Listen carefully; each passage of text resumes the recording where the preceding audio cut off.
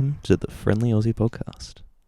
Friendly Aussie Podcast. Yes, this is the first of many in hopefully a series of podcasts that come out onto the internet, all to listen to and share and revel in the glory of. Mitch, settle. Okay. Sorry, I was just getting a bit excited. Nah, it's pretty exciting. This is going to be one of the best podcasts Australia has ever seen. Yeah, I couldn't agree more, even though I was just sipping a glass of water, so there was a slight delay. But yeah, of course, we're sort of getting started with our website. It's been a year, hasn't it, Yosef? Yeah, it's a year on the 22nd of June, and we're recording this on the 17th of June. Ooh, so it's been an interesting year. We've achieved a little bit, and we've achieved a lot, we think. Yeah, like bits and pieces. There are some things that we've done that have completely expanded beyond our expectations, and other things that have sort of taken a little while to get off the ground.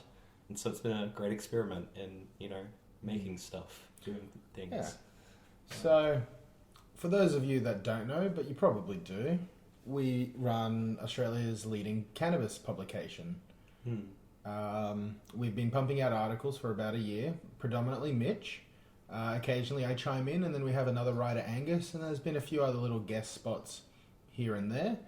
But in this year, we've managed to attract about 150-odd thousand unique visitors to the website, to look at about 200,000 pages, give or take. And with that came, 3.6 thousand, 7,000 likes on Facebook, 960 followers on Instagram, and we've almost hit 100 published posts. We're at about 94 now. By the time you hear this, probably around 96. And we've written a grand total of 95,923 words. Wow. That's a big number. I don't know how many exactly of those words are mine. Probably about 85%, I would say. Oh, actually, no. Angus had a bit. He's on my tail a little bit. He had you for a little while, then he slowed down. Yeah. But people come and go. That's what life is about. I'll hopefully be doing a couple of articles when I finish this cast. It'll be like a extended period of productivity. Yeah. Productivity and being a stoner, probably one of the harder things to actually achieve. Would you agree, Mitch? Yeah, no, 100%. I feel like this has always been a struggle in my life, finding the balance between, enjoying myself and engaging in this hobby, being with other people and being sociable and being stoned, and then just, getting shit done. There's always, of course, the opportunity to harness your powers and find a way to synergize. Like, often I find that making music when you're high is a really pleasurable experience, or just playing along to a guitar or something like that. But there are some things that you just don't want to do, and you'll delay subconsciously. Maybe this is just a problem for me because I'm not disciplined or something like that, but maybe Jordan Peterson just needs to tell me to clean your room, mister. Get up off your ass. Stop smoking weed or whatever. Yeah, but I think there's some aspect to cannabis being a bit of a... it modulates with your mood, first of all, but especially if you're smoking on some sort of indica or, in our case, plenty of PGR weed out there that sort of depresses you and gives you a headache and makes you feel like you don't want to do much. So I've had a lot of experiences with weed which have made me feel kind of like, ugh, fuck, like, what the hell? And maybe that's just my lack of moderation. I don't know, man. I'm not really sure. Yeah. Up until, I don't know, maybe the last 2 years, year and a half, I experienced a lot of PGR. For those that don't know, those are buds grown with plant growth regulators. We detest this. It's cannabis that's not really cannabis. It's fake weed. Shit weed. It's not the dank. It's not the dank. Definitely not. And it's not even that mid-pack, bro. Whoa. But what actually prompted me to start the Fab site was firstly a Reddit post that was asking how can you position yourself in a post-legalization world to capitalize on cannabis. And I took my own advice saying start a movement or start something prior to it and try and build a following. So once legalization hits, you've already got a whole audience of people who are interested. Yeah. So, but from that was I kept seeing on the Ausents Reddit board people talking and asking about PGR and wondering why their weed sucks. And a user called Heavy Days Collective, who is one of the world's best genetic breeders of cannabis. He published a post about PGRs, but it was written very scientifically. It was a little too much for most normal people to grasp. Yeah, right. So I wanted to take that and turn it into something a little easier with some photos that other people have provided and some of my own, provide examples of good cannabis, and then we got the article, and that article is pretty much what's built Fab. That's right. And, you know, I took the credit just because I did a couple of little edits and it has my name on it. And, yeah, fantastic. I mean, can't say much more than that, can I? Yeah, it is really cool, though, because you do see this, I don't know whether or how much we're involved, but there's been this sort of shift in consciousness in the past couple of years when it comes to what's being sold to consumers in the black market. You know, at least I've noticed it's a lot easier to get a hold onto some good, dank weed. Yeah. You know, once upon a time it would be really difficult. And, you know, occasionally there are still spells where it's kind of tough to find somebody. But, you know, somebody in Brisbane or somebody in your town, no doubt, probably has a bit of dank. They might be hiding it from you. There's dank around always. It's a matter of who you know. It truly is. And we'll probably have an episode on how to meet those people, and how to keep them at some point in the future, because building good relationships with your healers or your medicine men, as some like to call it, or just your dealer. I prefer medicine man, to be honest. Yeah, I like that too. Maybe a shaman. Yep, that was it.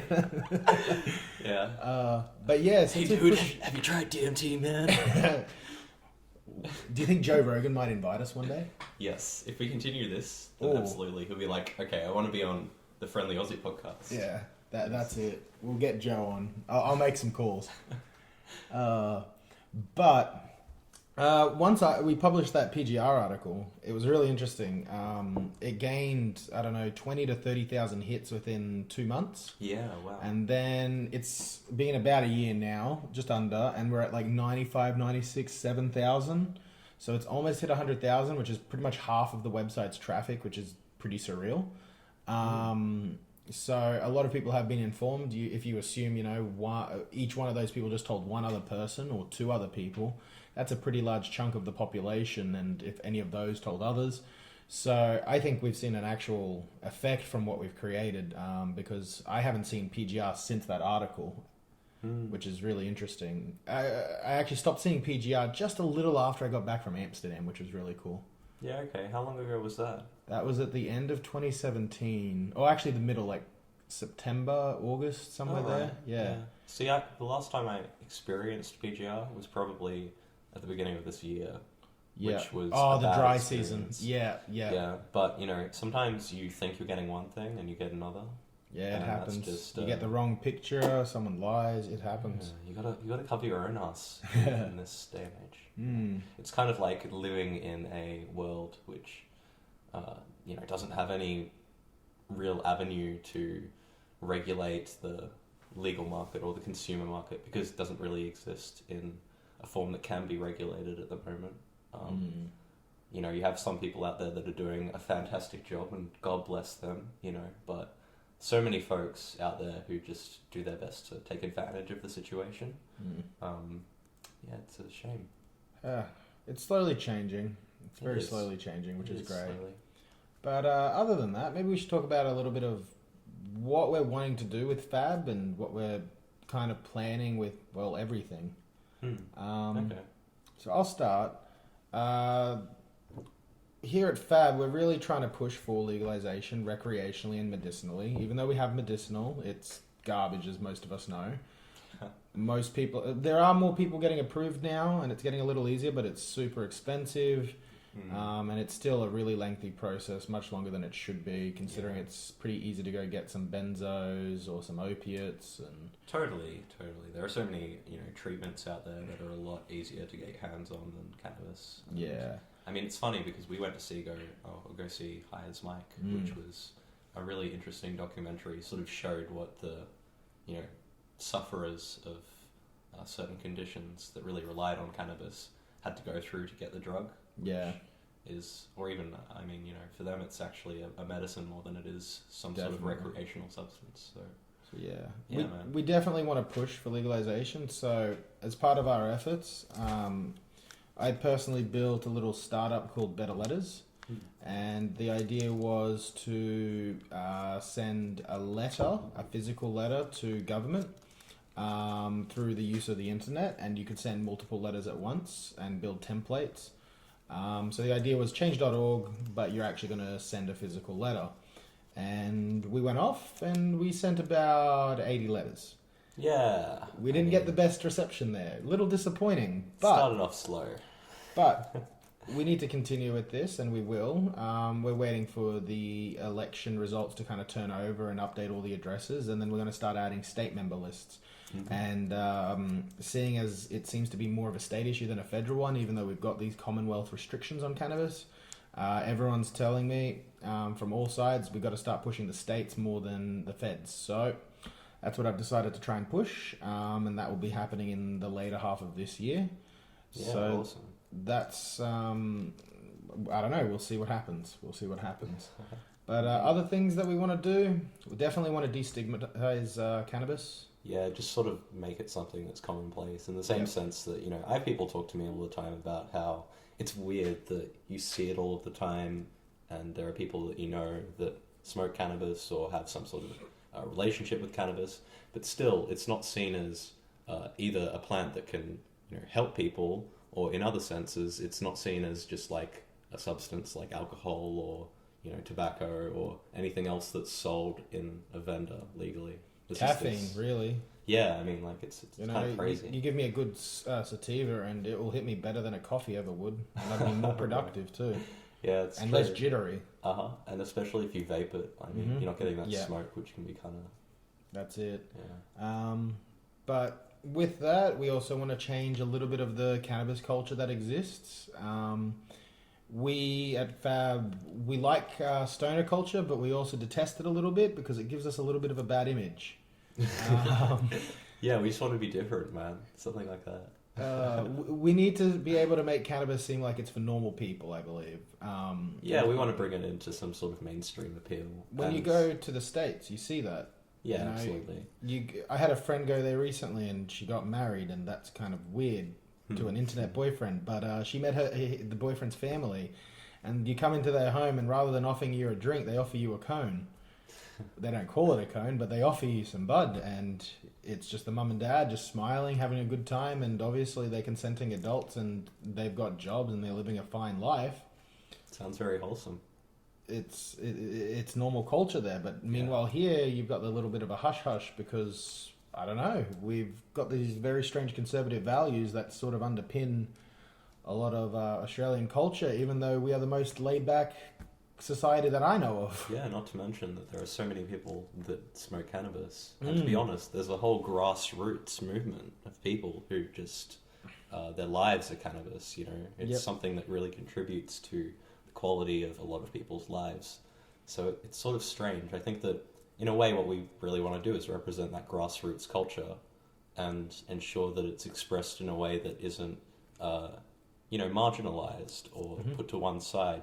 Like, we want to be seen as a serious social and political force or unit, you know, because in a sense we're millions of people who all have an interest in maintaining and expanding our freedoms, our rights, and our ability to just express ourselves in whatever we see fit. So cannabis is a great first start when we're talking about these social, political, legal systems, because it's an issue that affects a lot of people, but it's also one that isn't too consequential. It's not something that, you know, people talk about and it has controversial or polarizing opinions. Like, a lot of people can accept that cannabis is in fact positive in many people's lives. You know? Less harmful than alcohol. Most people know that and agree to it. Yeah, that's right. So, I mean, the public discourse, at least from what we can see, of course, you know, we do hang around people selectively because that's what human beings do. But yeah, it's what we see in our everyday lives, that there's this disconnect between the political reality and, well, actually the everyday, today sort of existence that, you know, you and I know of. Yeah, That's it. So, with that, our plans really kind of revolve around growing this podcast and growing our articles. We want to talk to members of the cannabis community in Australia. We know the girls over at Her Highness. There's a group of maybe 7,000 girls around Australia that are all proud stoners. So we'd like to chat with them and see how their group works. It's exclusive for girls. It's a safe space. It's a really interesting look at a subculture within a subculture. And we're hoping we can maybe help provide a bit of guidance on maybe a bit of image of their image, brand, cool. and sort of have a chat and see if we can kind of try and break out of this stigma. Yeah, that's great. Having allies in this sort of broader mission, because I think that this is something that, you know, we're really keen and interested in, but also we see that we're not alone when it comes to this stuff. You know, we're experiencing something that's a lot broader. So, yeah. But how about weed culture in Australia? Oh, yeah, how about it? What is it exactly? Yeah, I mean, I'm tempted to just say Nimbin. Nimbin? So we're all just hippies in long pants and long beards and just chilling out, man. Well, they do some really wacky stuff up there, and yeah, Nimbin's got a few facets to it, I guess. But, you know, to be honest, I just think that there's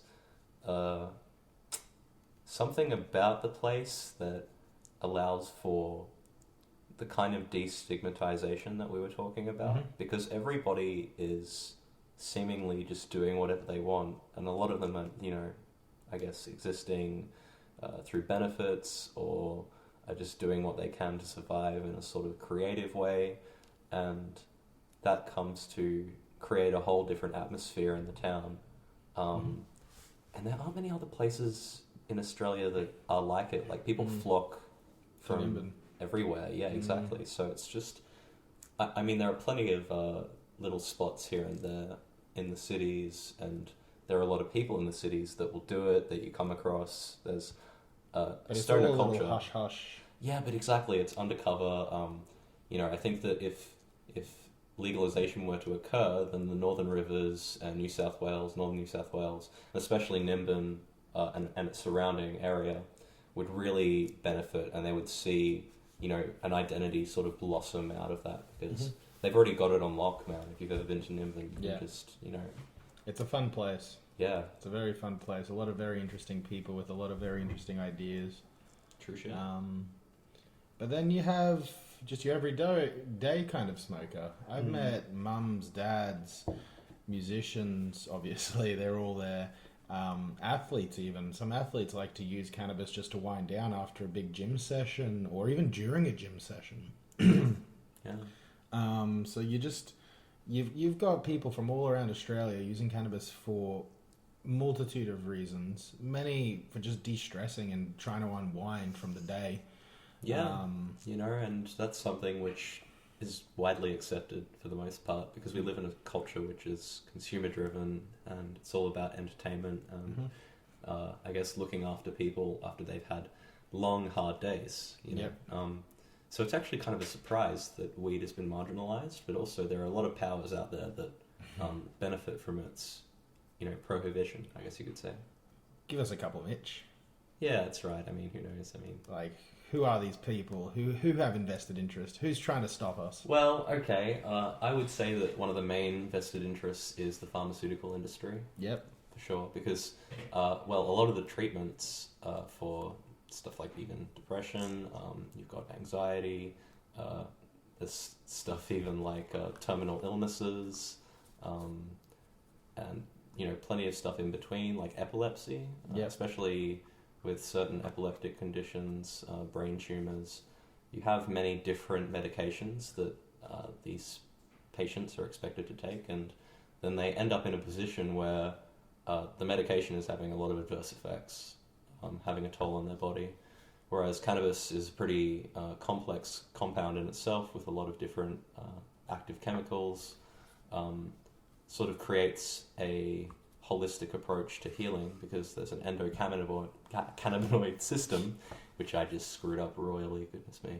But yeah, it's connected to every cell in our body. It affects the way that we, are in our world. It's integral to our well-being. So, yeah. Can't forget the prison system and true, the police force in general. I mean, it's pretty easy to arrest a pot smoker.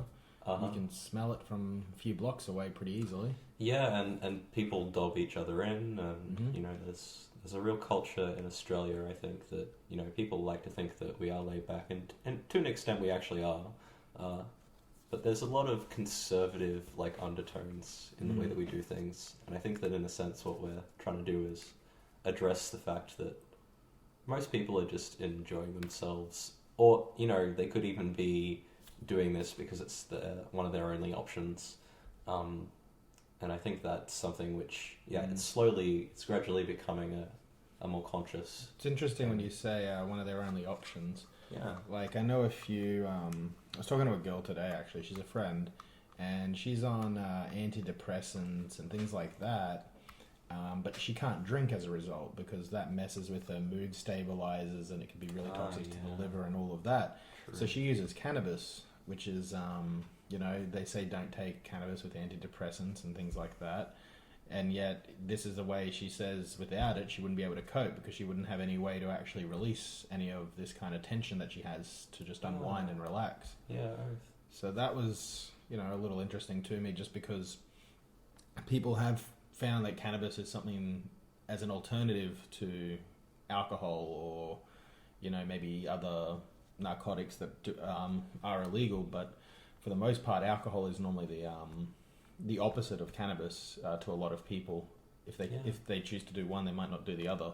Yeah, for sure. Which has its benefits and I don't know. I guess the other one, when it comes to people who really benefit from prohibition, you could talk about, I guess the systems and the institutions on a global scale that get to maintain their dominance, if that makes any sense. Yep. Over in the US, it's well documented actually that the war on drugs, which really had a lot of its beginnings in the United States, was quite racially motivated, quite class motivated. There's a lot of aspects of social inequality that seem to overlap when it comes to the prohibition aspect of our laws.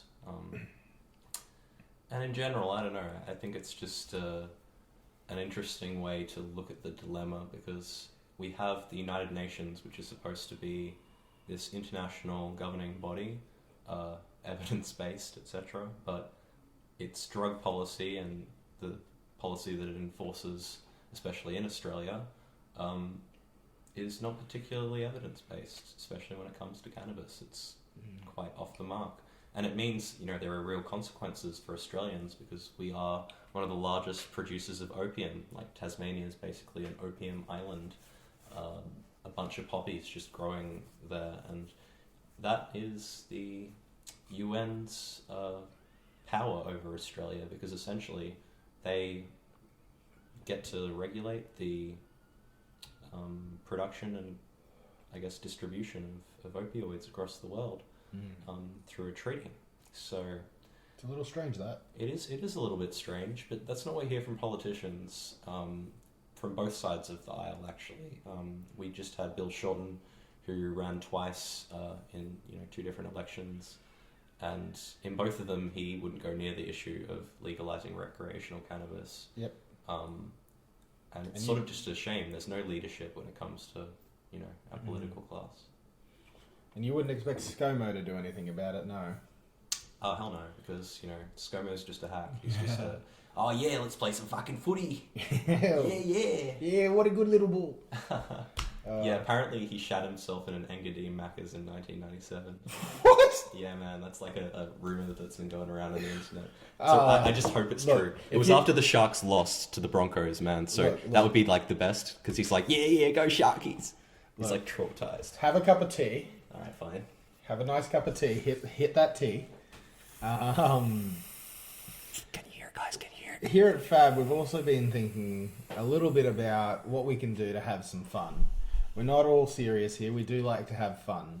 Occasionally. So, recently we've been discussing about getting some custom-made papers.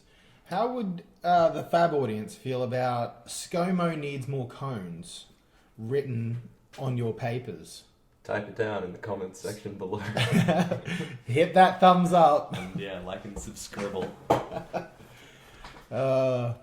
So we've just had some tea. It was a really lovely peppermint chamomile hybrid mix. Definitely leaning more to the peppermint. It's definitely euphoric and it's definitely uplifting. Nice. Do we have to talk in coded language because it's not legal here in Australia? Oh, well, I mean, It's the style. I just thought it would be fun to call it tea. Yeah, it's nice. Have you heard about people calling tea like, gossip or like rumors? Like serving the tea? Yeah. Like, I actually like that. I think that's... It makes sense. Yeah. It's where gossip comes from. Right, exactly. Gives you the old... I mean, it's just tea's great as well. Think about it, like, leaf water, man. Fuck yes. Nice. Oh, so this has been our first friendly Aussie podcast. And we've decided to end it on a happy note. Indeed. The next few podcasts, we're not quite sure how they're going to hit, but we're hoping to hit you up weekly. And we're really, really excited to just work with the cannabis community and to get some of their messages out. Yeah, we want to be like a podium. We really want to become the voice and the connection of everyone who does anything relating to cannabis in Australia. So, shout out to like Aussie Canna, for example. They're doing good things. Hell yeah. Shout out to the MCUA. They're doing great things. The Hemp Party. Yeah, they're great. Next election, just look out. We're going to have a Hemp Party member, I promise you. They've got $300,000 now to play with for marketing. They had nothing before. Yeah. This changes everything. So the next election, Australia, I promise you, we are going to have a Hemp Party member in the Senate. Yeah, just legalize it. That'll happen if we have a hemp. That's the Greens, not the Hemp Party. Settle down. Well, all right. Yeah. I guess it's a broader message. No, it's a good message. So with that, we wish you a good night. Yeah, good night. Sleep dreams. And stay high, stay safe. Yeah. Smile more. Lots of love.